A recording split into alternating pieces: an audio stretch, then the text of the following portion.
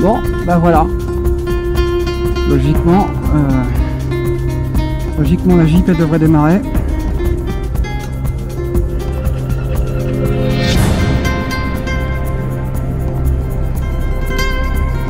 Alors, voilà, je suis resté vendredi, jeudi, vendredi, samedi, dimanche à Mercy à cause de ce démarreur qui m'a lâché, en espérant ne pas avoir d'autres soucis. Là, je vais aller rallier Decathlon. Bon, je vais où là? Je suis censé aller où là?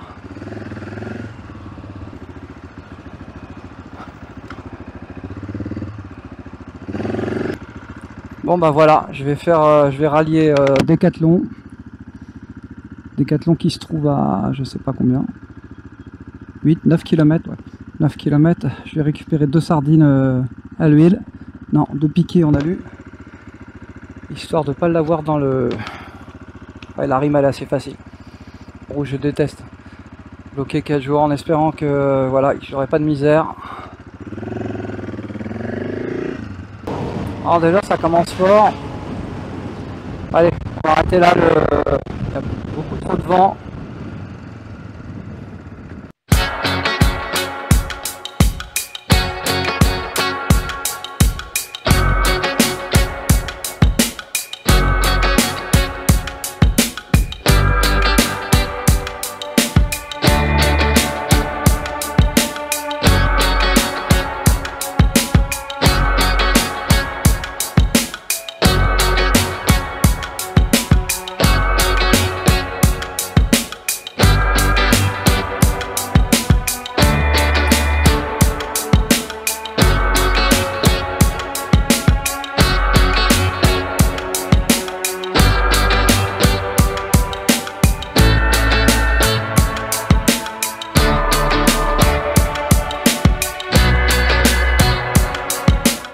Bon, mardi 6 mai, on va continuer. Donc 3 jours de roulage, 4 jours et demi de blocage. Là, le réseau AJP a très bien fonctionné. Vraiment, un grand merci à ces Brignoles. Je voudrais pas écorcher le nom de la petite ville du sud là, du concessionnaire AJP qui a monté son démarreur. Donc, qui a démonté son démarreur, on va y arriver, pour me l'envoyer, et ça en moins de 2 heures chrono. Incroyable, hein. Vraiment, c'est super sympa. Bon, on verra après à la... Combien de kilomètres la JP? Moi ça fait 1 an et demi que je l'ai. Et elle a, je sais plus, 14 000 km. Donc 14 000 km. Bon, ça fait un peu maigre hein, pour un démarreur. Bon, là je vais ragripper une trace que j'avais anciennement, qui va faire la liaison entre... c'est une Trans-Espagne ou quelque chose comme ça que j'avais téléchargé sur Wikiloc. J'avais fait une partie en 2021, je m'étais arrêté à Teruel. C'est à croire que Teruel c'est ma zone d'arrêt en Espagne. Voilà, j'avais du coup j'ai repiqué directement alors ben, je vois où il est c'est assez facile de savoir où il est hein, le Trans-Espagne, il est là.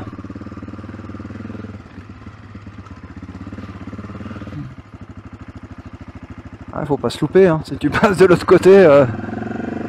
Alors normalement moi je remonte enfin en contresens entre guillemets, pour pouvoir agripper le TET 23 ou 26, ça dépendra de la date de... C'est joli hein, ce petit canal. Tout dépendra de la date à laquelle vous avez téléchargé votre fichier GPX Espagne. Et il en va de même j'imagine aux autres pays, mais en particulier la France et l'Espagne, parce qu'en fait il y a des ajouts assez fréquents de traces. Ce qui fait qu'à chaque fois les numéros ils sont repris, etc. On me demande souvent mon avis, oui, qu'est-ce que tu penses, est-ce que je peux le faire avec un gros trail, est-ce que ceci, est-ce que cela, je te dis, vaut mieux avoir la trace à l'écran pour voir si on parle bien de la même trace, quoi. Parce qu'une fois j'étais, il y a 3 ans je faisais Oh, il va falloir que je dégonfle là. Il y a 3 ans, je faisais le TET 19, je crois. Ouais, c'était en Cantabrie. Aujourd'hui, le TET 19, ben, il est plus en Cantabrie, il est en dessous Trump. Bah voilà, de la pluie toute la nuit. Donc j'ai rangé mon matos. J'ai toujours peur d'oublier un truc. Ça m'est tellement arrivé souvent de... En particulier quand tu crèves, tu répares.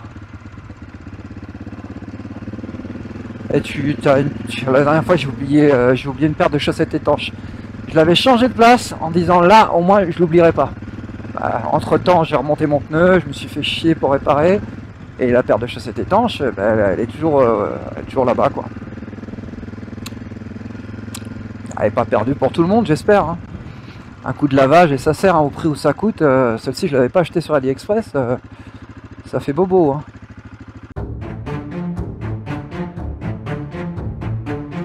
Bon, après avoir eu de la pluie toute la nuit, le terrain forcément il est un peu gras. Et on est pratiquement plein sud Espagne, hein. C'est dommage. Hein. Il pleut. Hein. Bon, les Espagnols m'ont dit qu'il avait beaucoup plu cette année en Espagne, partout. Tant mieux en même temps pour la nature. Bon après ça fait des dégâts évidemment qu'on connaît. Hein. Voilà, où est-ce que je vais? Où est-ce que je vais?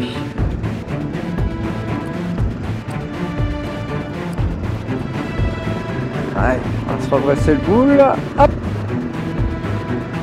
Si c'est beau entre le contraste du bas, des couleurs et de la roche, la petite falaise là qu'on voyait au loin. Je sais pas si vous m'entendez mieux avec le casque fermé, en espérant que le micro soit allumé, sinon on fera un grand retentissement. Bon.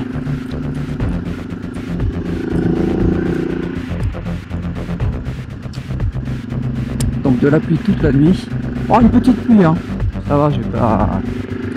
Alors j'ai une nouvelle tente, une MSR Ultra Light, je sais pas quoi, qui vaut une petite fortune, mais je l'ai eu à un prix, on va dire, raisonnable, mais est-ce bien raisonnable? J'avais ma tente Quechua à 2 places Ultra Light là. Mais finalement, ça fait quand même 2 kg, là, celle-ci elle fait 1 kg, et c'est le bon compromis entre les deux. Quand je pars avec un pote, on prend une tente pour deux, ça vous l'avez vu dans les vidéos, hein. Il est hors de question de prendre une tente chacun, et tatati et tatata. Oh, oh. Ah, ça c'est les chiens de berger, faut que ça couine à chaque fois. Hein. Donc c'est un bon compromis parce qu'en même temps elle est volumineuse, parce que j'avais une Line Rider, je sais pas si vous avez connu, la mini tente de Line Rider, ils l'ont vendue pendant quelques années, après ils ont arrêté, je pense que ça répondait pas du tout à leur clientèle. Ça faisait 1 kg, mais elle était ultra plate, fallait rentrer à plat ventre, t'as pas de place du tout, place pour rien du tout. Là tu peux mettre ton sac, tu peux mettre ton casque, tu peux mettre tes bottes, t'as une abside côté entrée principale. Pour une personne ça suffit, il n'y a pas besoin d'avoir plus d'abside pour une telle place. Bah voilà, c'était la petite pause café dans un petit village. Je suis sur le TET 23 ou 26 comme on veut. C'est le même en tout cas, suivant la date à laquelle tu as téléchargé le bidule.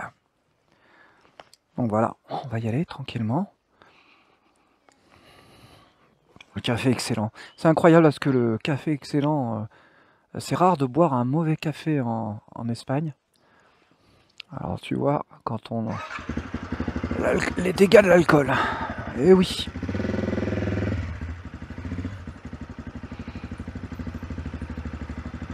Les gars, attention, buvez avec modération. Bon. Eh ben dis donc, le temps Fatima, tu vois, on était à Fatima, tranquille.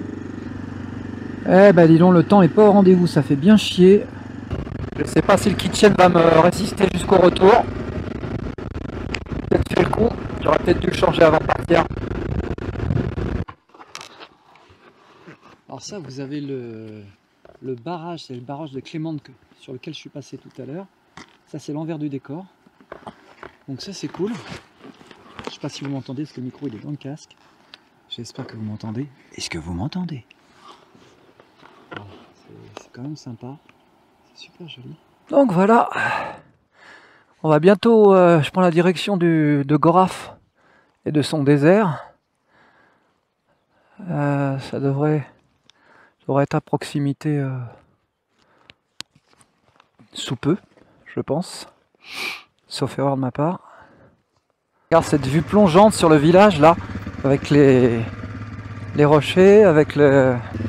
Alors j'ai deux interrogations. Un, j'ai changé les roulements de porte-couronne, les roulements de roue arrière, plaquette avant, plaquette arrière, vidange, filtre à huile, nettoyage filtre à air, enfin une bonne petite révision.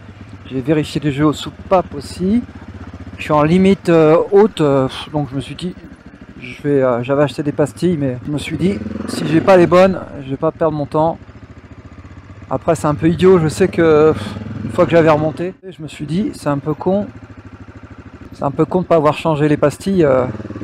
Tout ce que j'ai démonté, après il faut rejointer les demi-lunes et tout, ça.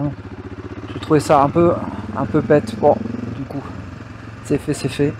J'étais à 0,15 à l'admission, j'étais à 0,18, 0,20 à l'échappement. Les données, c'est pour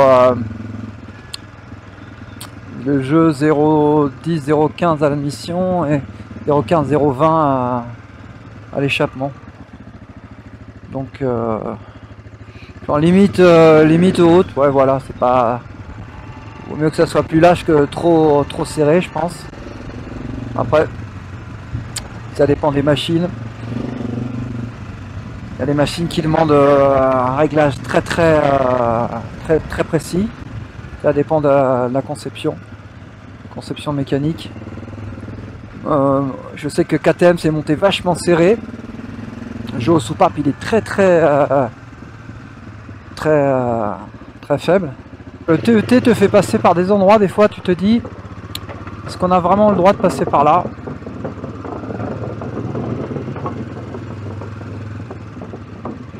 Bien sûr qu'on ait le droit de passer par là, gauche. Tout ça pour me faire revenir là. Oh putain, quelle connerie. Ça c'est de la connerie ça. Tu t'hésites, tu te fais chier à trouver le truc. Alors quand tu fais le TET, méfie-toi. Méfie-toi. Tu vois, si c'est pour repasser tout ça, juste pour faire un petit écart, tu te fais chier à faire des demi-tours. Donc observe bien, tu agrandis, ou non plutôt l'inverse. Tu agrandis pas, tu diminues pour avoir une vue générale. Et tu repiques, ça t'évite de faire des erreurs là pour faire. Tu perds un temps fou sur rien. Je fais des demi-tours à la con. Et je me fais encore piéger, pourtant je connais le truc, hein, mais... Abdullah, tiens. Attention, là. Ouais, je vous laisse, parce que là, il n'y a pas grand-chose à dire.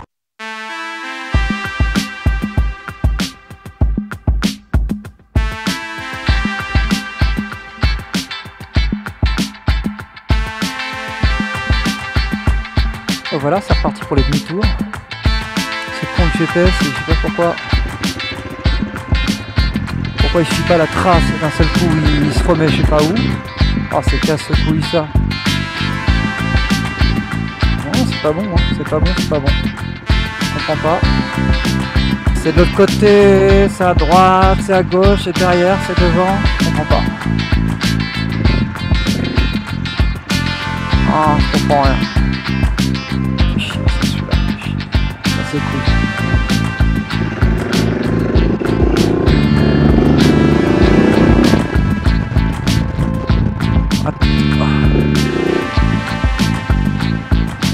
Salut!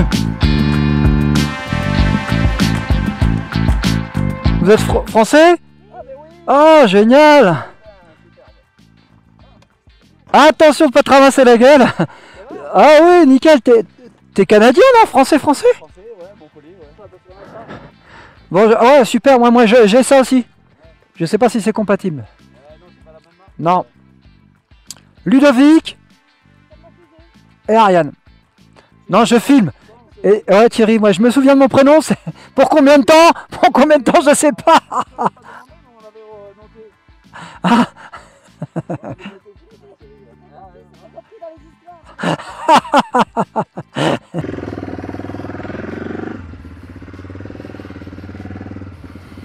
Bah voilà, j'ai rencontré Ludovic et Ariane. Et tout ça, ça va. C'est sympa. Ils sont de Montpellier. Elle est en Himalaya dernier modèle. Et Ludovic, c'est un fan de KTM, hein, donc c'est un fan de KTM, donc il a une 797 Venture, il a une 1090 et la 690.